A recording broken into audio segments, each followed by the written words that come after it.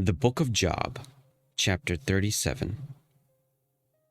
At this also my heart trembleth, and is moved out of his place. Hear attentively the noise of his voice, and the sound that goeth out of his mouth. He directeth it under the whole heaven, and his lightning unto the ends of the earth. After it a voice roareth. He thundereth with the voice of his excellency, and he will not stay them when his voice is heard. God thundereth marvelously with his voice. Great things doth he, which we cannot comprehend. For he saith to the snow, Be thou on the earth, likewise to the small rain, and to the great rain of his strength. He sealeth up the hand of every man, and all men know his work. Then the beasts go into dens, and remain in their places. Out of the south cometh the whirlwind, and cold out of the north. By the breath of God frost is given, and the breath of the waters is straitened. Also by watering he weareth the thick cloud. He scattereth his bright cloud, and it is turned round about by his counsels, that they may do whatsoever he commandeth them, upon the face of the world and the earth. He causeth it to come, whether for correction, or for his land, or for mercy. Hearken unto this, O Job, stand still, and consider the wondrous works of God. Dost thou know what God disposed them? When God disposed them, and caused the light of his cloud to shine? Dost thou know the balancing of the clouds, the wondrous works of him which is perfect in knowledge? How thy garments are warm, when he quieteth the earth by the south wind. Hast thou with him spread out the sky, which is strong, and as a molten looking glass? Teach us what we shall say unto him, for we cannot order our speech by reason of darkness. Shall it be told him that I speak? If a man speak, surely he shall be swallowed up.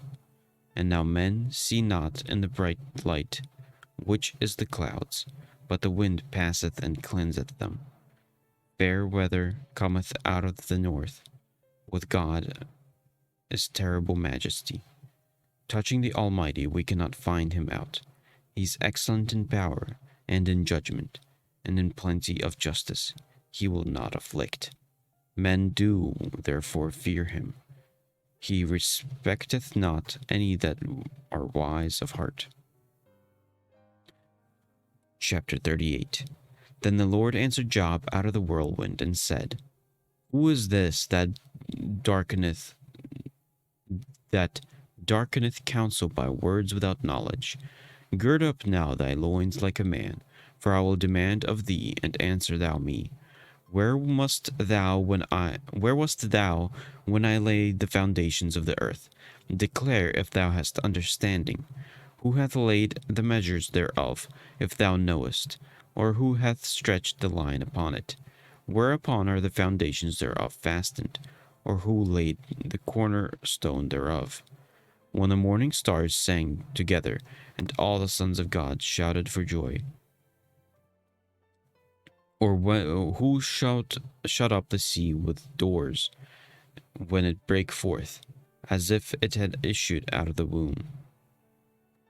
When I made the cloud the garment thereof, and thick darkness a swaddling band for it, and break up for it my decreed place, and set bars and doors, and said, Hitherto shalt thou come, but now no further, and here shall thy proud waves be stayed. Hast thou commanded the morning since thy days, and caused the dayspring to know his place, that it might take hold of the ends of the earth, that the wicked might be shaken out of it?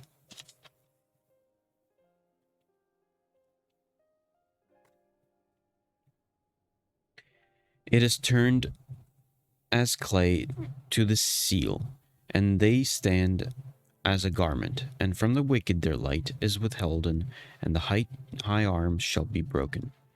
Hast thou entered into springs of the sea, or hast thou walked into the search of the depth? Have the gates of death been opened unto thee, or hast thou seen the doors of the shadow of death? Hast thou perceived the breadth of the earth? Declare if thou knowest it all. Where is the way where light dwelleth? And as for darkness, where is the place thereof? That thou shouldest take it to the bound thereof, and that thou shouldest know the paths to the house thereof. Knowest thou it, because thou wast then born, or because thou number of thy days is great? Hast thou entered into the treasures of the snow, or hast thou seen the treasures of the hail, which I have received against the time of trouble, against the time of battle and war? By what way is the light parted which scattereth the east wind upon the earth? Who hath divided a watercourse of the overflowing of waters, or a way of the lighting of thunder, to cause it to rain on the earth where no man is, on the wilderness where there is no man, to satisfy the desolate and waste ground, and to cause the bud of the tender herb to spring forth? Hath the rain a father, or who hath begotten the drops of dew? Out of whose womb came the ice, and the hoary frost of heaven? Who hath gendered it? The waters are hid as with a stone, and the face of the deep is frozen. Canst thou bind the sweet influence of Pleiades, or loose the bands of Orion? Canst thou bring forth Mazzaroth in his season, or canst thou guide Arcturus with his sons? Knowest thou the ordinances of heaven? Canst thou set the dominion thereof in the earth? Canst thou lift up thy voice to the clouds, that abundance of waters may cover thee? Canst thou send lightning that they may go, and say unto thee, Here we are? Who hath put wisdom in the inward parts, or who hath given understanding to the heart? Who can number the clouds in wisdom, or who can stay the bottles of heaven? When the dust groweth into hardness, and the clods cleave fast together, wilt thou hunt the prey for the lion, or fill the appetite of the young lions, when they couch in their dens, and abide in the covert to lie in wait? Who provideth for the raven his food, when his young ones cry unto God, they wonder for lack of meat. Chapter 39. Knowest thou the time when the wild goats of the rock bring forth, or canst thou mark when the hinds do calve? Canst thou number the months that they fulfill, or knowest thou the time when they bring forth? They bow themselves, bring forth their young ones. They cast out their sorrows. Their young ones are in good liking. They grow up their corn when they grow up their corn, they go forth and return not unto them. Who hath sent out the wild ass free, or who hath loosed the bands of the wild ass? Whose house I have made the wilderness, and the barren land his dwellings. He scorneth the multitude of the city, neither regardeth he the crying of the driver. The range of the mountains is his pasture, and he searcheth after every green thing. Will the unicorn be willing to serve thee, or abide by the crib? Canst thou bind the unicorn with his band in the furrow, or will he harrow the valleys after thee? Wilt thou trust him, because his strength is great, or wilt thou leave thy labor to him? Wilt thou believe me, that he will bring home thy seed, and gather it into thy barn? Gavest thou the goodly wings unto the peacocks, or wings that feathers unto the ostrich? Wings and feathers unto the ostrich, which leaveth her eggs in the earth, and warmeth them in dust, and forgetteth that the foot may crush them, or that the wild beast may break them. She is hardened against her young ones, as though they were not hers. Her labor is in vain without her fear. Because God hath deprived her of wisdom, neither hath he imparted to her understanding. What time she lifteth up herself on high, she scorneth the horse and his rider. Hast thou given the horse strength?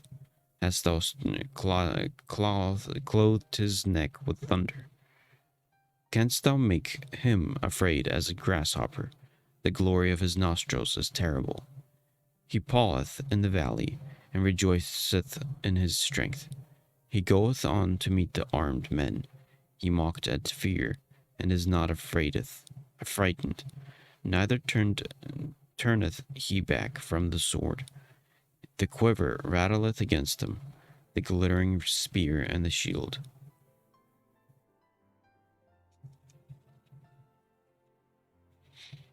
He swalloweth the ground with fierceness and rage, neither believeth he that it is the sound of the trumpet. He saith among the trumpets, Ha ha, and he smelleth the battle afar off, and the thunder of the captains endeth shouting. Doth the hawk fly by the wisdom and stretch her wings toward the south? Doth the eagle mount up thy command and make her nest on high? She dwelleth and abideth on the rock, upon the crag of the rock, in the strong place. From thence she seeketh the prey, and her eyes behold afar off. Her young ones also suck up blood, and where the slain are, there is she.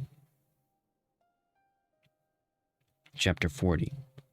Moreover the Lord answered Job, and said, Shall he that contendeth with the Almighty instruct him?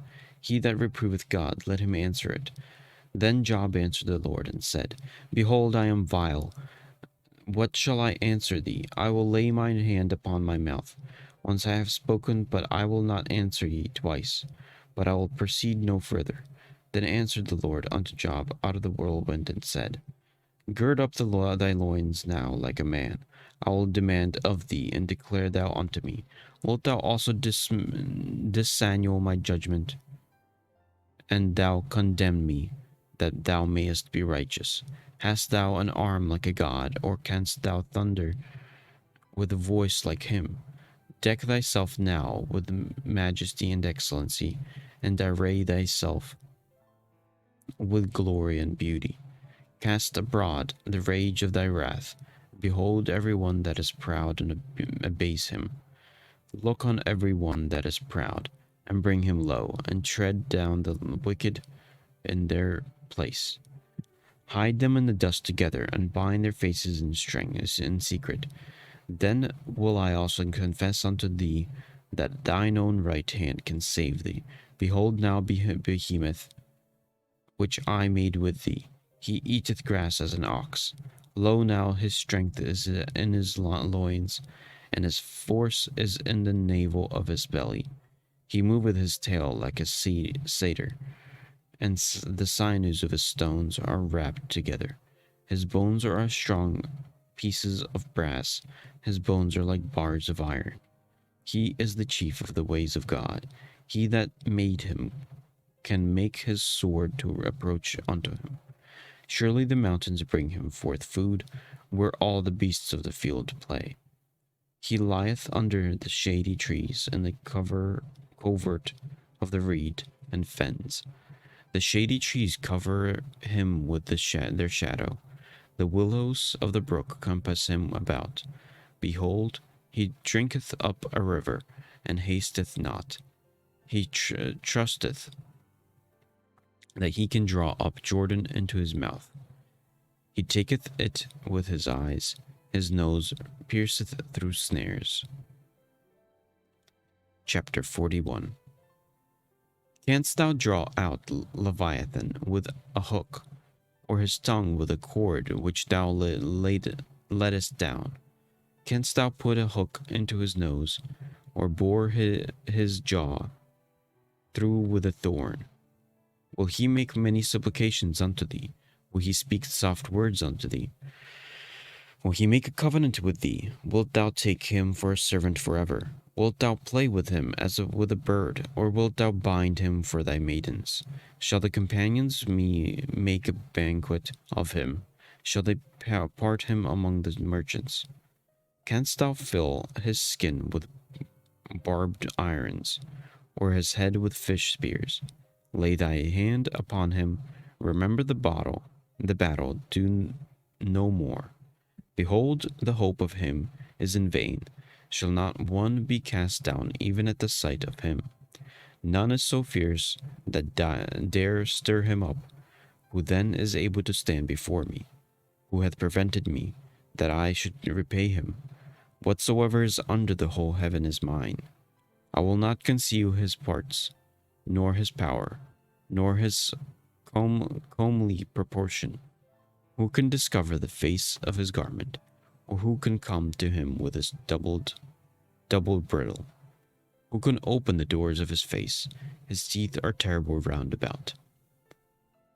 His scales are his pride, shut up together us as with a close seal. One is so near to another that no air can come between them. They are joined one to another, they stick together, and that they cannot be sundered. By his sneezings a light doth shine, and his eyes are like the eyelids of the morning. Out of his mouth go burning lamps, and sparks of fire leap out. Out of his nostrils goeth smoke, as out of the seething pot of cauldron. His breath kindleth coals, and a flame goeth out of his mouth. In his neck remaineth strength and sorrow. It is turned into joy before him. The flakes of his flesh are joined together. They are firm in themselves.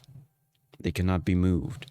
His heart is as firm as a stone, yea, as hard as a piece of the nether millstone. When he raiseth up himself, the mighty are afraid. By reason of breaking they purify themselves. The sword of him that lieth at him cannot hold, the spear, the dart, nor the habergeon. He esteemeth iron as straw, and brass as rotten wood. The arrow cannot make him flee. Slingstones are turned with him into stubble. Darts are counted as stubble. He laugheth